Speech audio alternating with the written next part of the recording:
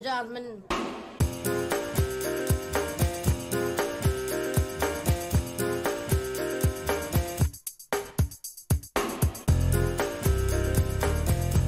Et de quoi qu'on cause dans ces pages culturelles ce jeudi matin? Les nouvelles Babel, ça vous dit quelque chose? Oui. Ah, bah, si vous regardez Beaux-Arts magazine, vous allez trouver des projets grandioses d'architectes qui inventent des bibliothèques de demain, des bibliothèques spectaculaires. Alors le but, c'est évidemment décupler le plaisir de lire. Vous en avez par exemple un exemple ici à Jérusalem, elle verra le jour en 2020. Le principe, c'est qu'à l'intérieur, tout est visible, tout est accessible. Donc quand vous rentrez dans ces bibliothèques, vous voyez tous les livres possibles. Pas à peine d'attendre la bibliothécaire qui va vous chercher le petit livre derrière le comptoir. Là, tout est sous vos yeux et il y a des milliers et des milliers d'ouvrages. Il y en a une autre qui va ouvrir aussi, qui est en Chine et qui est une sphère géante extraordinaire. Là, vous voyez le principe dont je vous parlais, de découvrir la totalité des livres. Ouais, dans un film de fiction. Oui, c'est extraordinaire. Il fallait avoir la folie des architectes pour penser à des choses pareilles. Et puis, une dernière que je voulais vous montrer qui ressemble à un labyrinthe, c'est à Doha. Et là, vous allez vous perdre au milieu des pages et des pages. Oui, je vois que ça vous fait rêver. Génial. Bravo. Beaux-Arts. C'est magnifique. Donc, c'est Beaux-Arts Magazine.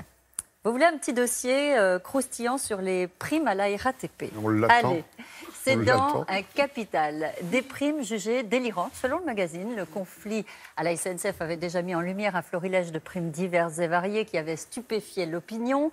Et bien là, on parle de la RATP. Eh bien, elle fait mieux. La prime, connaissez-vous la prime de non-accident? Alors, la prime de non-accident, c'est si un chauffeur de bus roule sans l'abîmer.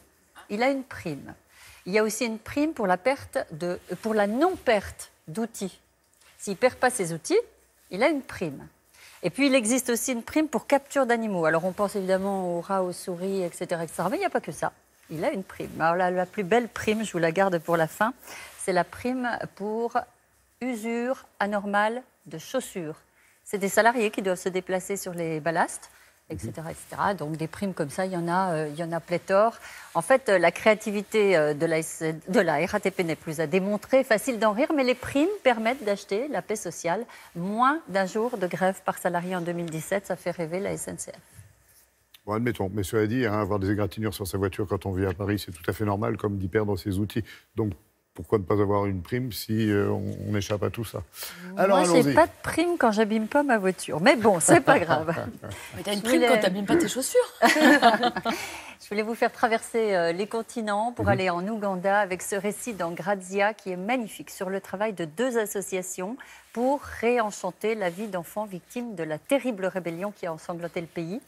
Et donc, ils les font chanter, ils leur donnent le plaisir de parler, etc. Ça réintègre tous ces enfants dans une vie où ils sont rejetés par leur communauté. Et c'est un projet magnifique soutenu par deux associations à découvrir dans Grazia.